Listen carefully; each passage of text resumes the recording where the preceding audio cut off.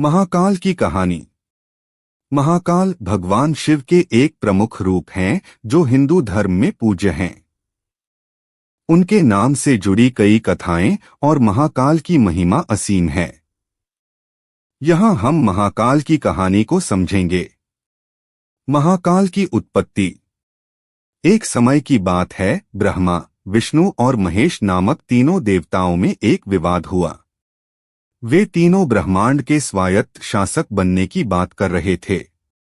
उस विवाद के समय एक आदि देवी उनके बीच में प्रकट हुई और उन्हें समझाया कि सबका अपना अपना कार्य है और कोई भी ब्रह्मांड का स्वायत्त शासक नहीं हो सकता। उन्होंने तीनों देवताओं से कहा कि वे एक महान यज्ञ का आयोजन करें और उसकी पूजा और आदर करें।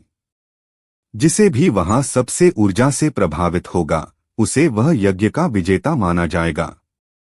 यज्ञ का समय आया और तीनों देवताएं यज्ञ की तैयारी करने लगीं।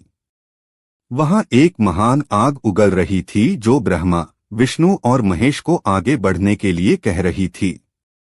ब्रह्मा और विष्णु जल्द ही यज्ञ में शामिल हो गए, लेकिन महेश को यज्ञ में शामिल होने में देरी हो रही थी।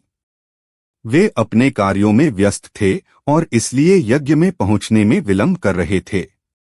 ब्रह्मा और विष्णु को इसका आभास होता था कि महेश को अब जल्दी ही यज्ञ में शामिल होना चाहिए ताकि उन्हें यज्ञ का विजेता बनाया जा सके।